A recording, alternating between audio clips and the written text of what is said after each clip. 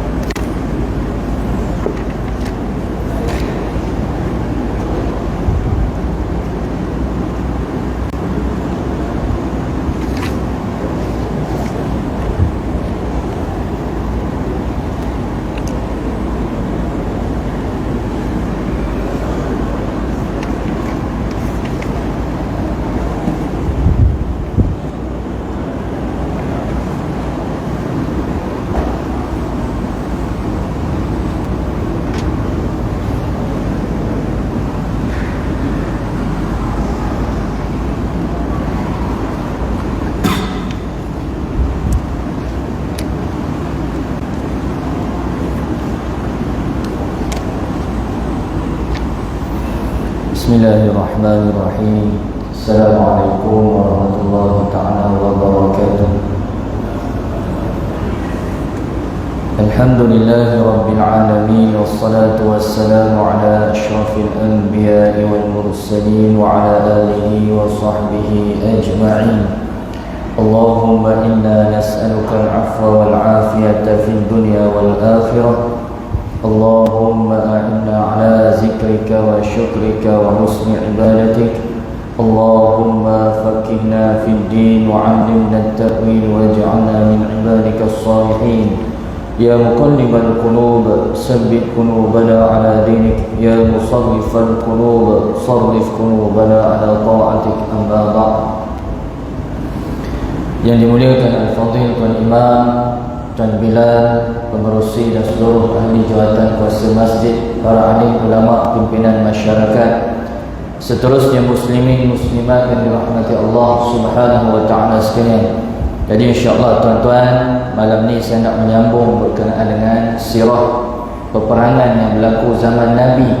Jadi sebelum saya nak kongsi berkenaan dengan perang Khandaq yang berlaku pada tahun 5 Hijrah, saya nak kongsi dulu apa antara rentetan peristiwa yang berlaku selepas daripada perang Badar membawa ke perang Uhud, dan apa yang berlaku 4 Hijrah yang akhirnya membawa kepada peperangan Khandaq yang berlaku tahun 5 Hijrah. Baik. Jadi tuan-tuan, kisah yang saya nak kongsi dengan tuan-tuan malam ni, tuan-tuan kena buka surah Ali Imran. Surah Ali Imran ayat yang ke-12 dan 13. Surah Ali Imran ayat yang ke-12 dan 13. Muka surat 51. Muka surat 51. Kata Allah Ta'ala dalam ayat 12, Kullil ladhina kafaru satughlabuna wa tuhsyaruna ila jahannam wa bi'sal mihad. Qad kana lakum ayatun fi fi'atayn iltaqata, fi'atun tuqatilu fi sabilillahi wa ukhra kafiratun yarawnahum mislayhim ra'yal 'ain. Wallahu yu'ayyidu binasrihi man yasha. Inna fi zalika la'ibratan liulil absar. Apa makna ayat ni tuan-tuan? Katakanlah wahai Muhammad kepada orang kafir, kamu pasti akan dikalahkan dan dihimpunkan ke dalam neraka Jahannam. Itulah seburuk-buruk tempat. Sesungguhnya telah ada tanda bagi kamu pada dua golongan yang telah bertemu ataupun bertempur. Segolongan berperang di jalan Allah dan segolongan yang kafir yang telah melihat dengan mata kepala seakan-akan orang muslimin dua kali jumlah mereka. Allah menguatkan dengan bantuannya untuk sesiapa yang dikehendakinya. Sesungguhnya pada yang demikian itu terdapat pelajaran bagi orang-orang yang mempunyai mata hati. Baik. Ayat ni tuan-tuan cerita berkenaan dengan apa? Berkenaan dengan Bani Qainuqa. Siapa Bani Qainuqa? antara golongan Yahudi yang duduk di Madinah. Yahudi yang duduk di Madinah ni ada 3, tuan-tuan. Yang pertama sekali yang kena usir keluar, Bani Qainuqa. Yang kedua Bani Nadir, dan yang ketiga Bani Quraizah. Qainuqa, Nadir, Quraizah. Okey, baik. Tuan-tuan ingat ni, nanti saya buat ujian. Tak ada ujian, tuan-tuan. Baik. Jadi kenapa dengan Bani Qainuqa? Sebelum berlaku perang Badar, dia memang suka perli Nabi, perli orang Islam, duk ngejek-ngejek dan sebagainya. Sampailah berlaku satu peristiwa selepas daripada perang Badar. Okey, selepas daripada perang Badar, ada satu peristiwa pencabulan muslimah Ansar, orang perempuan Islam daripada kalangan kaum Ansar. Dia datang ke pasar Bani Qainuqa. Apa yang dia buat? Dia nak buat jual beli. Jadi biasalah tuan-tuan, datang nak buat jual beli, ada beberapa kelompok orang Yahudi yang nak, istilah kita ini, menyakat. Ya? Jadi dia minta kepada perempuan Ansar tadi untuk buka, istilah kita ini, tunjukkan aurat, dedahkan aurat. Jadi wanita muslimah tadi menolak dengan cara baik. Tetapi ada dalam kalangan orang Yahudi seorang yang dia ni jenis khianat. Maka apa dia buat, tuan-tuan? Dia ikat pakaian wanita muslimah ni tadi, dan bila wanita muslimah ni berdiri, terdedah aurat dia. Bila terdedah aurat, apa yang berlaku? Orang Yahudi yang berada di pasar tu semua gelak ke dia. Dan benda ni orang Islam nampak, ada seorang nampak. Jadi bila orang Islam tu nampak, apa yang dia buat? Dia tolong wanita muslimah tadi. Dia bergelutlah dengan orang Yahudi hak jahat tadi, sehingga mengakibatkan apa? Yahudi yang tadi terbunuh. Maklum saja tuan-tuan, bunuh orang Yahudi di pasar Yahudi, apa jadi? Takkan kawan-kawan Yahudi tengok, dia pun nak tuntut bela. Bila dia tuntut bela, tuan-tuan, apa yang berlaku? Lelaki Muslim tadi terbunuh. Berita ni sampai pada Nabi. Ni kisah dia. Berita ni sampai pada Nabi. Dan sebelum berlaku peristiwa ni, selepas perang Badar, Nabi kumpul orang Yahudi ni di pasar Bani Qainuqa. Ya, Nabi nasihat, Nabi cakap, jangan buat begini, kena taat begini. Kalau tidak nanti ending hujung-hujung dia keputusan sama yang berlaku macam Quraisy. Orang Yahudi tuan-tuan jenis tak nak kalah. Apa yang dia sebut, apa awak ingat koma dengan orang Quraisy sama ke? Awak tak perang lagi dengan koma. Kalau awak perang, awak tahulah siapa kuat, siapa lemah. Ni dia tuan-tuan, perangai dan sifat orang Yahudi. Dan bila berlaku pencabulan kepada muslimah Ansar tadi, Nabi marah tuan-tuan. Apa Nabi buat? Nabi kepung perkampungan Bani Qainuqa. Selama berapa hari? Selama 15 hari. Selama 15 hari. Akhirnya tuan-tuan, 15 hari tu orang dah mula takut. Akhirnya dia menyerah kalah. Apa yang Nabi buat? Nabi halau keluar, usir keluar Yahudi Bani Qainuqa. Ini mula-mula Yahudi yang Nabi halau keluar. Ada yang berhijrah ke Syam, dan ada yang mati tengah jalan. Ada yang hijrah ke Syam, ada yang mati tengah jalan. Ini kisah siapa? Bani Qainuqa. Selesai satu bab. Baik, dah selesai tadi. Tahun 2 Hijrah membawa kepada perang Uhud. Perang Uhud tuan-tuan, dia tak habis setakat situ. Tahun 4 Hijrah ada 2 peristiwa yang menyebabkan Nabi sangat sedih. Apa antara peristiwanya tuan-tuan? Yang pertama peristiwa Ar-Raji'. Peristiwa Ar-Raji'. Yang kedua peristiwa Bir Ma'unah. Tahun 4 Hijrah. Okey, tahun 4 Hijrah, peristiwa Ar-Raji' dan peristiwa Bir Ma'unah. Peristiwa Ar-Raji', apa yang berlaku? Ada satu kabilah Satu kabilah konon-konon jumpa dengan Nabi, minta Nabi hantar wakil sahabat untuk belajar agama. Maknanya sahabat tadi sebagai alim ulama ataupun ustaz pergi ke perkampungan dia untuk ajarkan ilmu agama. Baik, Nabi tak ada syak apa-apa, Nabi kirim 10 orang. Siapa ketua? Dua riwayat. Yang pertama Abu Munzir, yang kedua Asim bin Sabit. Abu Munzir dengan Asim bin Sabit. Apa yang berlaku? Dalam perjalanan kena khianat. Ada satu pasukan pemanah memanah 10 orang ni tuan-tuan. Endingnya tinggal berapa? 10 orang tinggal 7. 10 orang tinggal 3, minta maaf, 7 syahid, tinggal 3. Tinggal 3, seorang dibunuh dalam perjalanan. Tinggallah baki sahabat 2 orang. Siapa yang 2 orang? Khubayb bin Adi dan Zaid bin Datsinah. Khubayb bin Adi, Zaid bin Datsinah. Akhirnya 2 sahabat ni dibeli oleh puak Quraisy yang nak balas dendam kepada mereka. Sebab mereka ni termasuk dalam ahli Badar.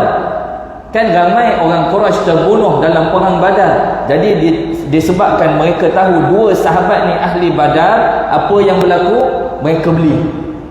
Bila beli, Khubayb bin Adi, apa bentuk hukuman? Disalib. Disalib pada tiang. Abu Sufyan waktu Khubayb bin Adi kena salib ni, sebelum nak buat hukuman, dia buat tawaran kepada Khubayb. Khubayb, aku lepaskan kamu, tempat kamu Muhammad ganti. Muhammad yang akan ganti tempat kamu, kamu boleh balik dan bersenang-lenang dengan keluarga. Khubayb dalam keadaan menahan marah tuan-tuan. Dia sebut, demi Allah, kalau di tempat Muhammad berdiri, di tempat Muhammad duduk sekarang, dia tercucuk duri, itu pun aku tak sanggup. Ni sayang Khubayb, sayang sahabat Nabi pada Nabi. Apa yang Abu Sufyan sebut tuan-tuan, aku tak pernah jumpa mana-mana sahabat yang sayangkan sahabat lebih daripada sahabat Muhammad sayang pada Muhammad. Ni Khubayb bin Adi. Itu satu tragedi Ar-Rajib. Tak cukup dengan tu tuan-tuan, ada pula tragedi kali kedua, tragedi Bir Ma'unah. Kali ni lebih ramai. Kenapa lebih ramai? Melibatkan 70 orang sahabat Nabi. 70 orang sahabat Nabi ni tuan-tuan, kes yang sama, nak belajar agama, tengah jalan kena khianat. Dekat mana? Bir Ma'unah. Nama tempat tu Bir Ma'unah, Perigi Ma'unah. 70 sahabat ni semuanya qurra, orang yang hafal Quran, ahli solat malam, dan dia suka membantu orang-orang fakir miskin, edar makanan dan sebagainya. Tetapi semua dibunuh. Disebabkan 70 orang qurra tadi dibunuh ni tuan-tuan, Nabi punya sedih. Nabi buat kunut nazilah sebulan. Sebulan kunut nazilah tuan-tuan, punya sedih. Disebabkan apa? Terkorban ramai sahabat yang hafal Quran. Dan kisah ni dia tak berakhir di situ tuan-tuan. Ada satu orang sahabat Nabi namanya Ammar. Dia jadi tawanan.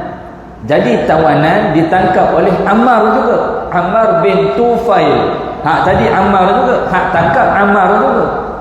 Jadi disebabkan wasiat mak dia ni tadi, maka Ammar bin Tufail membebaskan Islam, tentera Islam ni tadi. Dah bebaskan tentera Islam yang bernama Ammar. Ammar dalam perjalanan balik nak cerita pada Nabi, nampaklah 2 orang pemuda daripada Bani Kilab. Dia duk ingat pemuda Bani Kilab ni bersekongkol dengan orang-orang hak bunuh 70 orang sahabat. Dia pun bunuh 2 orang. Rupa-rupanya silap bunuh. Bila silap bunuh, apa yang berlaku? Kena bayar diat, bayar denda. Bila bayar denda, Nabi ajak Bani Nadir untuk berkongsi bayar denda. Sebab apa tuan-tuan ajak Bani Nadir? Sebab termasuk dalam piagam piagam Madinah, kena lindung Madinah sama-sama, susah sama susah, senang sama senang. Nabi pergi ke perkampungan Bani Nadir. Bila pergi perkampungan Bani Nadir, apa yang berlaku? Orang Yahudi sambut Nabi dengan mesra, tuan-tuan. Macam tak ada apa-apa, seronok konon-kononnya. Rupanya dalam diam buat pakatan. Masa Nabi bersandar dekat dinding, ada seorang duduk dekat belah atas nak jatuhkan batu atas kepala Nabi. Nabi tahu macam mana? Melalui Jibril alaihi salam. Apa Nabi buat?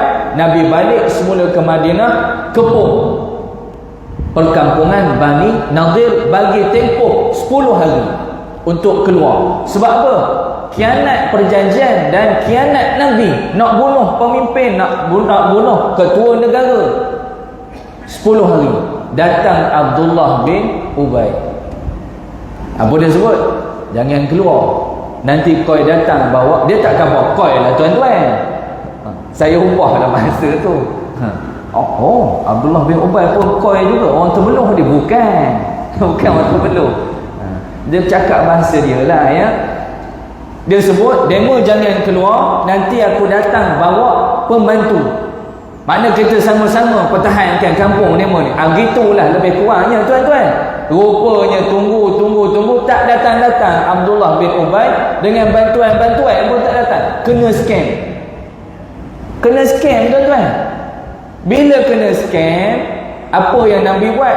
Nabi runtuhkan rumah dengan Nabi tebang pokok. Orang Yahudi perempuan menjerit tuan-tuan. Wahai Muhammad, bukan awak ke dulu hak yang cakap tak boleh tebang pokok, tak boleh itu, tak boleh ini? Betul kan tuan-tuan? Etika perang dalam Islam, tak boleh bunuh orang tua, tak boleh bunuh perempuan, tak boleh bunuh kanak-kanak, tak boleh tebang pokok, tak boleh musnahkan rumah ibadat, tak boleh bunuh orang hak duduk dalam rumah ibadat. Banyak benda hak tak bolehnya tiba-tiba Nabi buat masa tengah kepung perkampungan Bani Nadir. Turun ayat Allah Ta'ala. Cuba tuan-tuan buka surah Al-Hashr. Surah Al-Hashr. Surah Al-Hashr juzuk yang ke-28, muka surat 545. Surah Al-Hashr, surah yang ke-59, muka surat 545, ayat nombor 2 tuan-tuan. Ayat nombor 2. Ada tak tuan-tuan? Jumpa dah?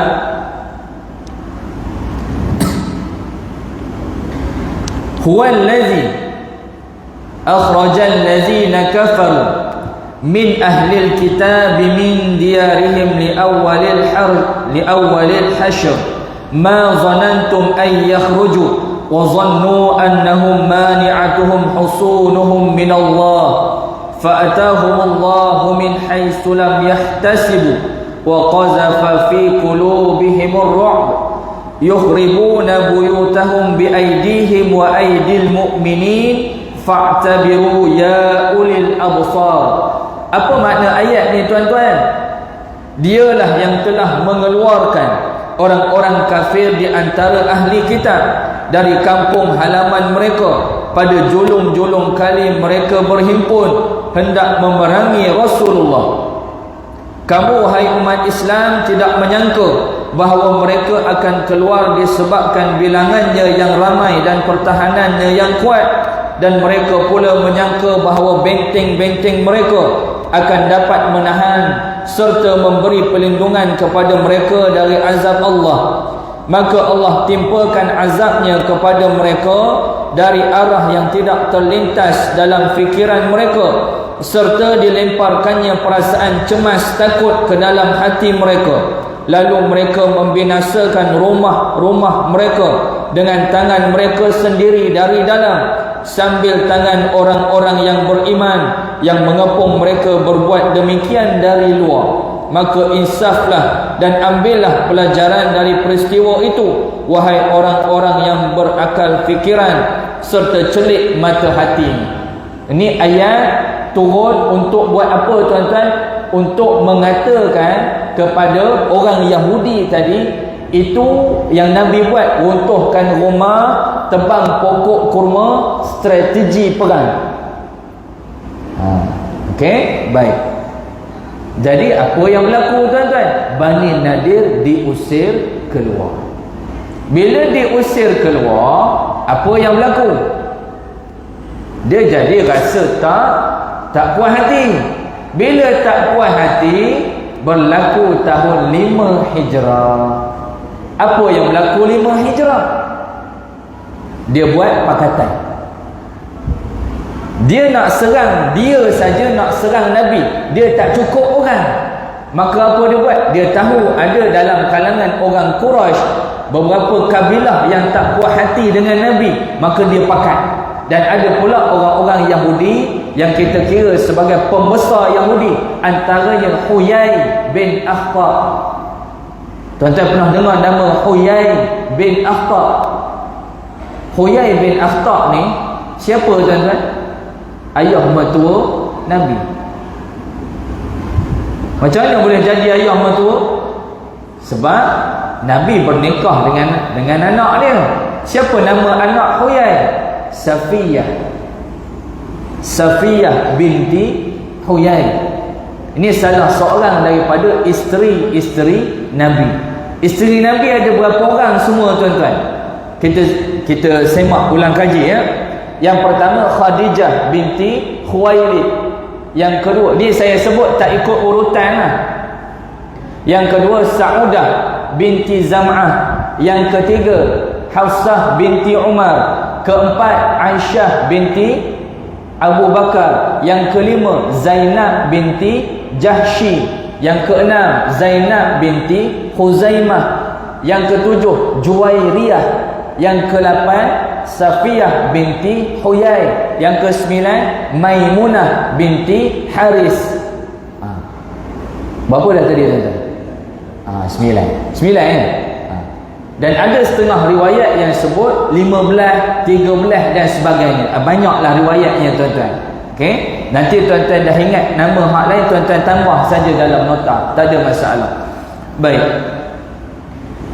Jadi tuan-tuan, bila Yahudi Bani Nadir berpakat dengan beberapa kabilah Quraisy dan ada pula kabilah Bani Ghatafan, nama kabilah, dia membentuk satu pakatan berjumlah 10,000 orang, lebih ramai daripada penduduk Madinah masa tu.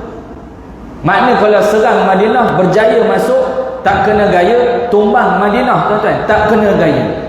Datang satu orang sahabat Nabi, nama dia Ruzbeh ataupun Mabah, datang daripada Iran. Dulu sebelum nama Iran, nama benda tuan-tuan Parsi. Sebelum Iran namanya Parsi. Sekarang dah tak ada Parsi. Yang ada pun kucing Parsi je. Okey, negara Parsi dah tak ada. Hari ni kita kenal dengan nama Iran. Siapa dia? Ruzbeh. Dia sebut pada Nabi, dulu kami kalau berperang, kami akan gali parit keliling kota. Siapa Ruzbeh ni tuan-tuan? Nama glamour dia Salman Al-Farisi. Nama betul Ruzbeh ataupun Mabah, sebab dia orang Parsi. Jadi tak pelik nama dia begitu. Okey, dia cadang pada Nabi. Maka apa yang Nabi buat? Nabi pakat sama-sama dengan sahabat untuk gali parit keliling kota Madinah. Dua riwayat tuan-tuan. Riwayat pertama menyebut penggalian parit sekeliling kota Madinah ambil masa 6 hari. Riwayat kedua 15 hari. Riwayat pertama 6 hari, riwayat kedua 15 hari. Baik. Jadi gali masa tu tuan-tuan dengan lembing, bukan dengan jengkauat, dengan lembing. Nak gali 6 hari, panjang parit 18.1 meter. Dia punya panjang. Dalam parit 9.1 meter. Nak kena gali berapa hari?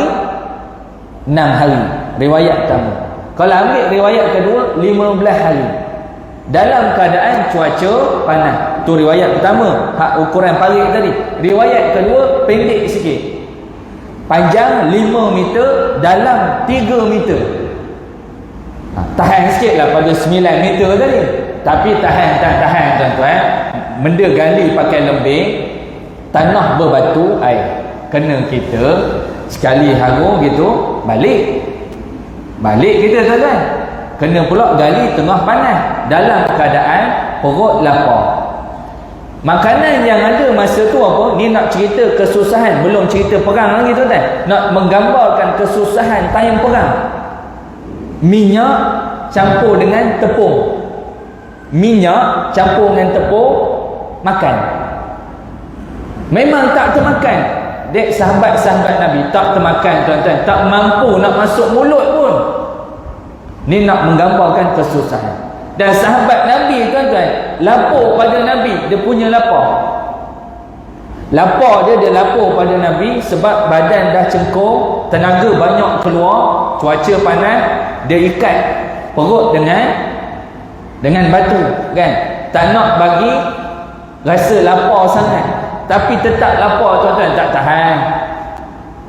Kita sendiri pun tuan-tuan, sehari kita makan berapa kali?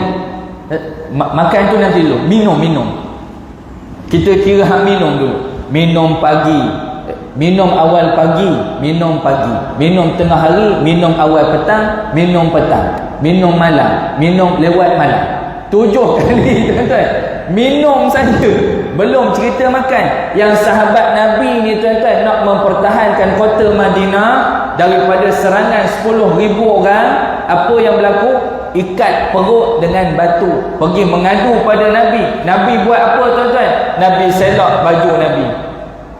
Kalau sahabat seketul batu, Nabi ikat berapa ketul tuan-tuan? 2 ketul. Ya Allah tuan-tuan, rupa Nabi lagi lapar. Rupanya Nabi lagi lapar. Datanglah Jabir bin Abdullah, buat tawaran pada Nabi. Kesian tengok orang Islam tuan-tuan tak ada makanan. Jabir pun tidaklah khabar ada makanan sangat, tak juga. Adalah seekor kambing, itu pun anak kambing, bukan kambing besar tuan-tuan. Adalah roti gandum sikit, kambing hak kecil.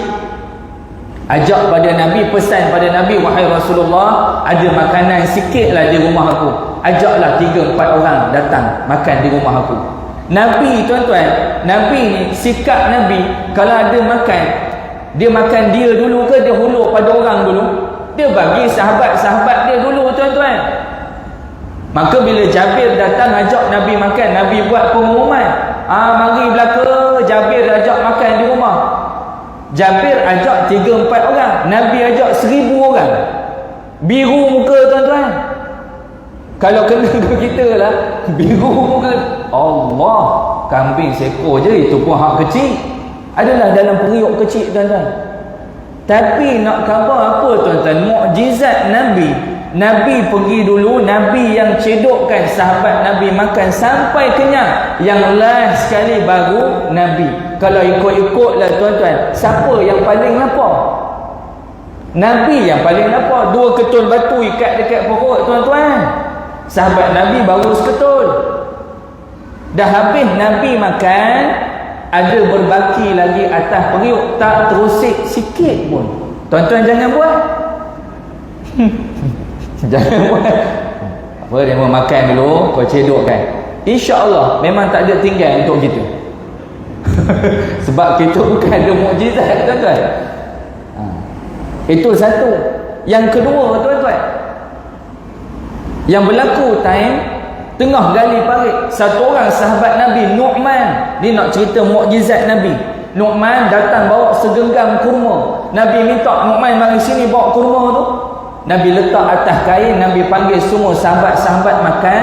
Dah habis semua sahabat makan kurma tadi tuan-tuan, berbaki lebih daripada segenggam.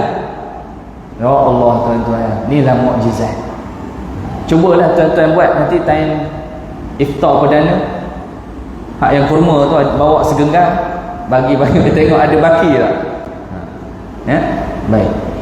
Dan antara kesusahan waktu menggali parit tuan-tuan, apa yang berlaku?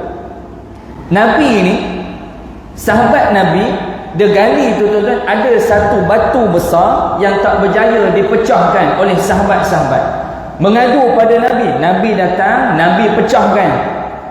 Nabi ketuk yang pertama, keluar percikan cahaya. Sehingga 3 kali ketuk, habis hancur semua batu. Sekali ketuk, keluar cahaya. Jibril sebut pada Nabi, dibuka kunci kota Parsi. Pecah kali kedua, dibuka kunci Istana Merah. Istana Merah di mana tuan-tuan? Rom. Dan yang ketiga, ketuk, pecah, keluar cahaya. Apa yang berlaku? Dibuka kota ataupun kunci untuk Sana'a, Yaman. Ini 3 kota yang nantinya umat Islam akan buka semua kota ni. Tapi zaman siapa tuan-tuan? Zaman Umar Al-Khattab, khalifah yang kedua. Nabi tak sempat, tapi Umar sempat. Waktu tengah ketuk tu tuan-tuan, Abdullah bin Ubay duk tengok. Dia sebut apa tuan-tuan kepada orang Islam? Nabi awak kuat gua. Nabi awak Muhammad ni kuat gua dia. Demo tak tengok ni, dia sebut benda ni, demo duduk dalam parit ni, tengah gali parit. Nak berperang. Belum menang, belum apa, tapi dia sebut apa pada demo?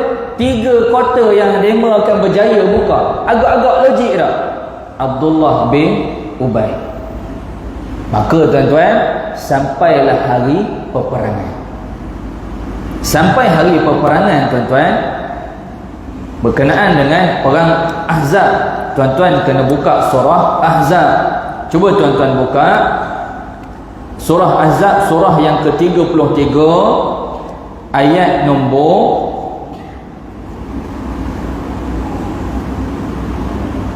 dia start daripada ayat 9 tuan-tuan.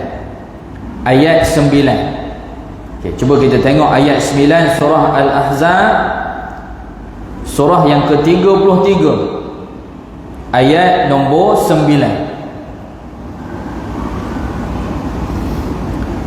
Kata Allah Ta'ala, ya ayyuhallazina amanu zkuru ni'matallahi alaikum iz ja'atkum junud fa arsalna alaihim rihan wa junudan lam tarawha wa kana Allahu bima ta'maluna basira. Apa makna ayat tuan-tuan? Wahai orang yang beriman, kenangkanlah nikmat Allah kepadamu semasa kamu didatangi tentera Al-Ahzab, lalu kami hantarkan kepada mereka yang pertama alaihim rihan, angin kencang, angin ribut. Yang kedua wajunudan lam tarawha, dan angkatan tentera daripada para malaikat yang kamu tak dapat tengok. Sesungguhnya wa kana Allahu bima ta'maluna basira, Allah Maha melihat apa yang kamu lakukan. Ini hari yang keberapa ni tuan-tuan? Hari yang keberapa ni setelah pengepungan? Berapa lama tentera Islam dikepung tuan-tuan dalam kubu?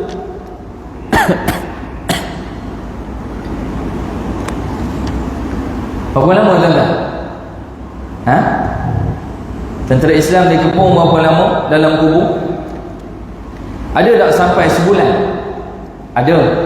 Ada sampai sebulan. Dan bila gali parit tadi tuan-tuan, ada ataupun tidak tentera Ahzab yang berjaya lompat melepasi parit? Ada. Antaranya siapa? Amr bin Abdul Wud. Amr bin Abdul Wud yang pertama. Yang kedua Ikrimah. Siapa Ikrimah? Anak Abu Jahal. Ni antara tentera yang tarah panglima lah, hak yang lepas lompat ke seberang. Maksudnya apa? Mereka ahli dalam berkuda. Sebab jarak jauh tuan-tuan, besar lebar parit, tapi berjaya lompat. Maknanya bukan biasa-biasa lah kemahiran menunggang kuda. Tapi apa yang berlaku? Amr bin Abdul Wud dibunuh oleh Sayyidina Ali. Yang Ikrimah, apa yang jadi? Kaki kuda kena tebas, lari. Lari sampai ke mana? Ke Yaman. Jauh lagi tuan-tuan, nak menyelamatkan diri. Bila pula dia patah balik ke Madinah selepas isteri Ikrimah jumpa Nabi minta pengampunan untuk Ikrimah. Ni. Okey, baik, itu antara bantuan daripada Allah. Nak cerita pula berkenaan sikap orang munafik masa perang. Tuan-tuan kena tengok ayat nombor 12 surah Al-Ahzab. Ayat nombor 12 surah Al-Ahzab. Muka surat 419. Apa kata Abdullah bin Ubay, tuan-tuan? Dirakam dalam Quran. Wa iz yaqulul munafiqun wallazina fi qulubihim maradun ma wa'adallahu wa rasuluhu illa ghurura. Apa makna ayat? Dan lagi masa itu ialah masa orang-orang munafik dan orang-orang yang tidak sihat dan tidak kuat iman dalam hatinya berkata, Allah dan Rasulnya tidak menjanjikan kepada kita melainkan perkara yang memperdayakan sahaja. Ini hak yang saya sebut masa Nabi pukul batu hak besar tadi pecah 3 kali kan. Ada kunci Parsi, kunci Rom, kunci kota Yaman. Ini orang munafik sebut apa? Mana maunya nak buka 3 kota ni. Ni kita pun duduk dalam parit ni, kuat Nabi awak bergurau. Ni tuan-tuan, perangai siapa ni? Perangai orang munafik. Ya, baik. Endingnya tuan-tuan macam mana? Ending dalam perang Khandaq, apa yang berlaku? Ada satu orang sahabat Nabi yang namanya Nu'aim bin Mas'ud daripada kabilah Bani Ghatafan. Dia masuk Islam senyap-senyap. Apa yang Nabi buat? Nabi hantar Nu'aim untuk pecah belahkan komplot di antara Yahudi Bani Quraizah dan juga siapa? Pakatan Ahzab hak tadi. Ada Nadir dengan beberapa kabilah Quraisy. Maka bila dah pecah pakatan tu tuan-tuan, apa yang berlaku tuan-tuan? Dia bawa kepada pengusiran Bani Quraizah. Habis saja perang Khandaq, Nabi dengan 3,000 pasukan bawa ke mana? Terus menuju ke perkampungan Bani Quraizah. Sebab apa? Sebab mereka membelut perjanjian. Pasukan Ahzab 10,000 serang daripada luar. Bani Quraizah duduk dalam kota, dia nak serang tentera Islam daripada dalam. Nampak tuan-tuan perangai orang Yahudi. Apa yang berlaku tuan-tuan masa tu? 3,000 tu tadi, 3,000 sahabat. Nabi pesan apa kepada tentera Islam? Jangan solat asar sehingga sampai di perkampungan Bani Quraizah. Maksudnya apa tu tuan-tuan? Maksud Nabi tadi, tak boleh sembahyang asar ke macam mana?